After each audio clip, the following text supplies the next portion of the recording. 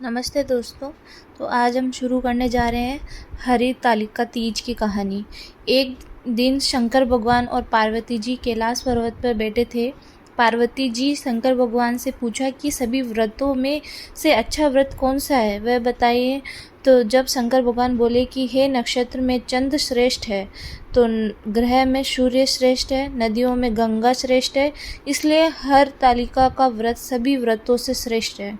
शंकर भगवान पार्वती जी को कहा कि यह व्रत आप अगले जन्म में हिमालय पर्वत पर किया और उन में पुण्य में आपको मिला।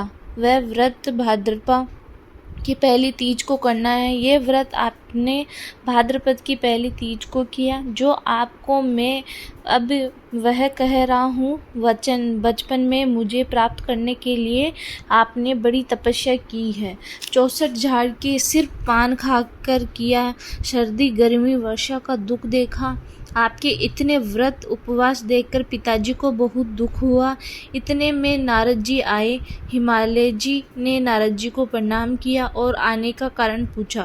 नारद जी ने बोला कि आपकी बेटी का विवाह के लायक हो गई है, आप तो विष्णु भगवान के साथ आपकी बेटी का विवाह कर दो, ये योग्य वर है। उन्होंने मुझे आपकी बेटी के विवाह के लिए आपके पास भेजा है। इतना सुनकर राजा हिमालय को बहुत खुशी हुई और वह विवाह की बात अपने पास की।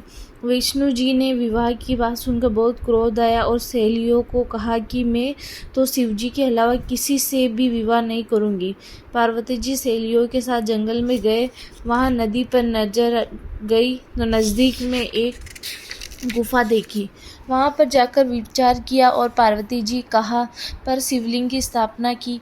वह दिन में भाद्रपद की तीज का दिन था। रात को जागरण किया। आपके पुण्य से मेरा आसन हिला और वहाँ आकर आपके दर्शन दिया। वह वर मांगने के लिए कहा। वरदान में पार्वती जी मेरी अर्धांगिनी बनने का वर मांगा। मुझे स्वीकार करना पड़ा। जब राजा हिमालय को इसका पता चला तो उन्होंने भी यह बात स्वीकार करनी पड़ी और आपने यह व्रत करके पालना किया और पार्वती जी अपने पिताजी के साथ घर आई और बहुत दिनों के बाद शुभ मुहूर्त देखकर दोनों का विवाह संपन्न हुआ। इसी बात से आपकी सब मनोकामनाएं पूरी होगी। जय हरितालिका तीज माता की जय।